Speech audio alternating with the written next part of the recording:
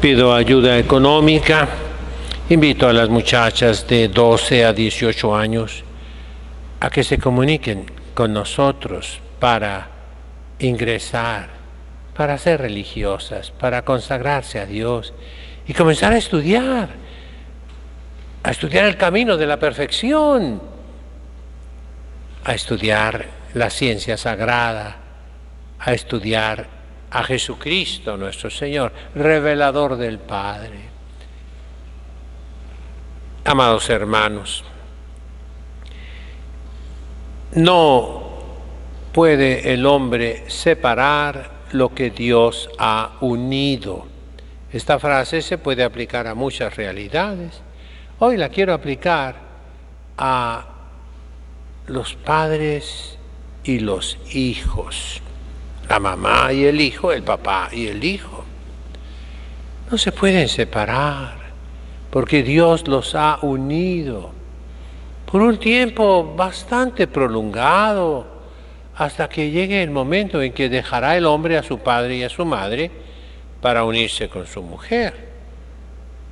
Y los dos formarán pues una sola carne, una familia nueva.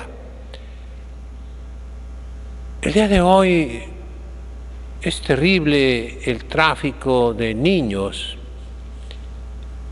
Está en la conciencia de todo el pueblo cristiano, cómo se venden los niños, cómo los roban, cómo los prostituyen para el placer carnal, sucio, asqueroso. Y ahí está la condena de Cristo.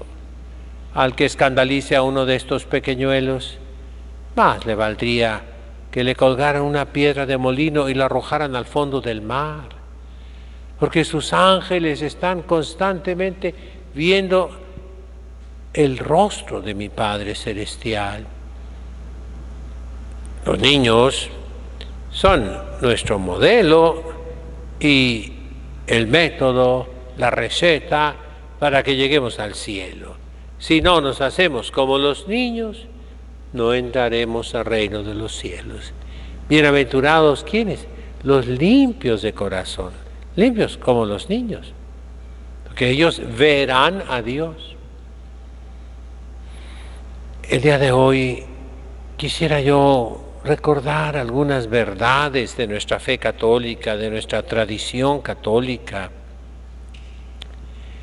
Primero, no separar la mamá de los hijos con el trabajo, muchísimas veces no necesario.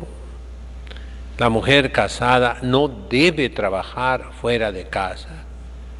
En su casa puede hacerlo con medida, siempre y cuando no descuide a quién, al marido sí, pero sobre todo a los hijos, y que esté tranquila, descansada, serena, en paz, para que los pueda educar con amor, con paciencia, con mucha paciencia, claro está. Pero no, la mujer quiere trabajar, por aquí, por allá, por todos lados, quiere figurar, quiere descollar.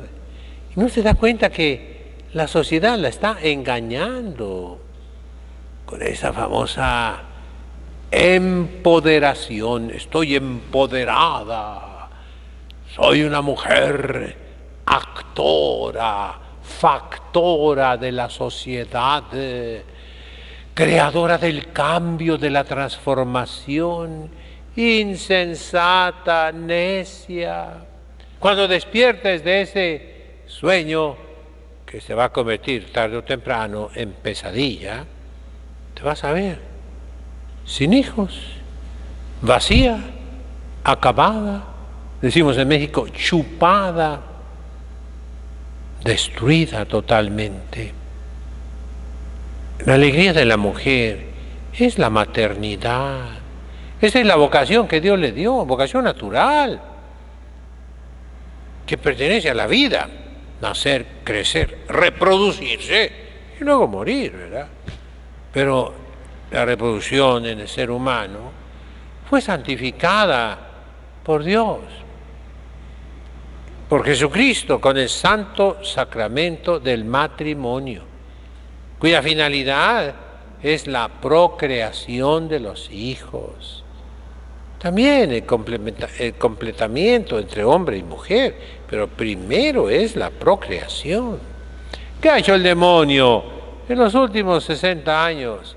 Separar el placer sexual, marital, conyugal, de la procreación.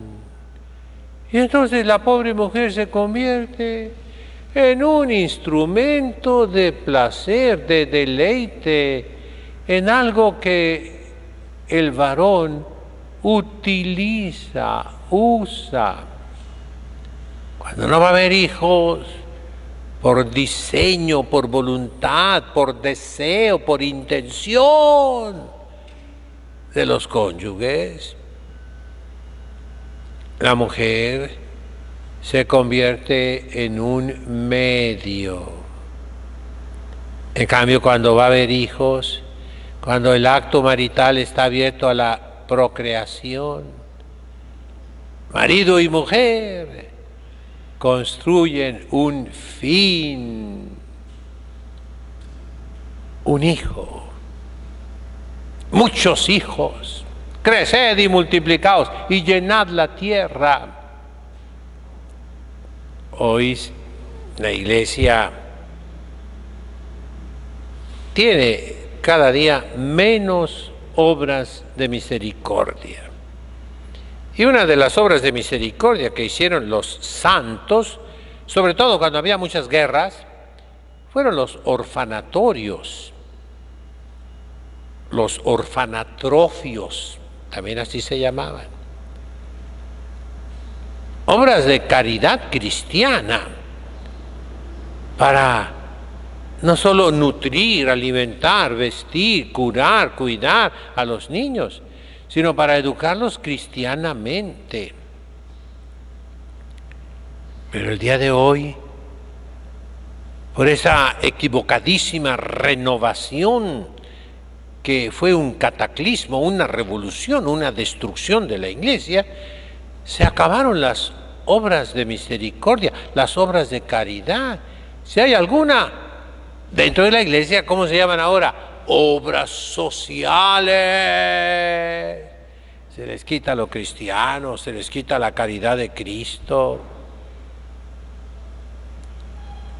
Entonces, voy a contarles lo que hizo mi mamá antes de casarse. Ella fue una mujer pionera en muchos campos. Fue maestra de universidad. Les hablo yo de 1938, 39, 40, 41 hasta el 42. Fue fundadora de la Universidad de Colima. Fue una mujer muy activa, educada por las religiosas de aquel tiempo, adoratrices, que eran grandes mujeres, todas profesionistas, en colegios que han desaparecido. Ahí su tío, que era el director de educación pública en Colima, le encargó hacer un orfanatorio. ¿Cómo? Sí. Por los niños que andaban a veces en las calles. Y mi mamá formó un comité de jovencitas, compañeras suyas, muy activas, muy dinámicas. Y fueron investigando caso por caso, niño por niño, en la ciudad de Colima. Y vieron que cada niño tenía mamá o papá o familia, o estamos hablando en un contexto cristiano, padrinos de bautizo, que tienen la obligación, por si no saben, la Iglesia siempre lo ha dicho, En caso Dios no lo quiera que muera el papá y la mamá, el padrino y la madrina de bautizo, que deben estar bien casados por la iglesia y ser católicos practicantes, tienen la obligación de que a ese niño no le falte casa, vestido, sustento y educación cristiana. Punto final. Entonces mi mamá, con ese grupo de jovencitas, lograron que cada niño que supuestamente iba a ir al orfanatorio fuera recogido por su mamá, se le ayudó a la mamá, o por el papá, si lo encontraban, o por los padrinos de bautizo, o por los familiares. Y dio el informe final, con todas sus compañeras, de que no era necesario hacer un orfanatorio en la ciudad de Colima. Y a mí me lo decía, mira hijo, si se busca la solución, no se necesitan esas instituciones. A menos que haya una guerra, que queden muchísimos huérfanos. Yo quiero decirles unos consejos prácticos. Ya dije uno, la mamá no se ponga a trabajar. Aténgase, confórmese, conténtese con lo que gana su marido. En caso de verdadera necesidad, no se enojen los caballeros, que el marido trabaje el doble o el triple. Pero la mujer no debe trabajar fuera de casa. Segundo, nunca separarse de los hijos, nunca. Nunca permitirles que vayan a dormir con el primo, con la prima, aunque la mamá de ellos sea tu hermana. No, nunca deben dormir fuera de casa. Tercero, la mamá debe enseñarles el catecismo, la doctrina cristiana en su casa todos los días. Debe rezar con sus hijos. Tercero, tengan muchos hijos, lo repito, esa es la ley de Dios, pero es también la alegría más grande de una madre, de un padre, multiplicarse con esa confianza en Dios que nos dice en el Santo Evangelio. Los pajaritos no hacen cosechas ni siembras y nunca les falta qué comer. Las florecitas del campo se visten más elegantes que el rey Salomón. Nosotros valemos más que los pajaritos y que las florecitas del campo. El papá, no sea vicioso. Piensa, esa cerveza que te vas a tomar, esa botella de licor, se la estás robando a tus hijos, a la educación de tus hijos el día de mañana, al número de hijos que puedas tener. No sean egoístas y sobre todo no caigan en la tentación. Todo pecado tiene consecuencias que van más allá de nuestra propia persona, más allá de nuestra historia, de nuestra vida, de nuestra existencia, porque se prolongan en los hijos, en los nietos, en los bisnietos. Dios dice que Él castiga el pecado hasta la tercera y cuarta generación. ¿Qué significa eso?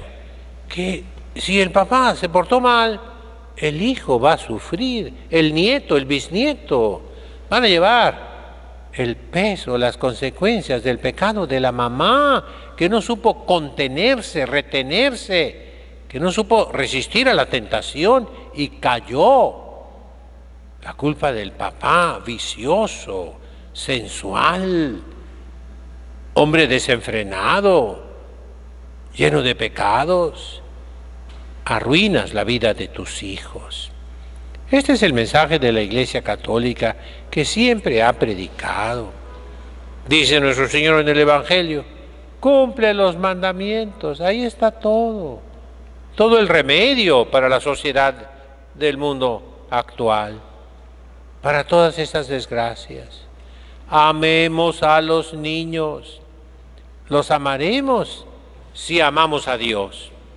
Él ha querido presentarse a nosotros como un niño. En Navidad lo adoramos recostado en el pesebre. Es un niño que nos recuerda a todos los niños de la tierra, que debemos amarlos, que debemos quererlos, que debemos protegerlos, que debemos defenderlos, que debemos conservarlos limpios del pecado. Esa es la receta. En nombre del Padre, del Hijo, del Espíritu Santo. Dominus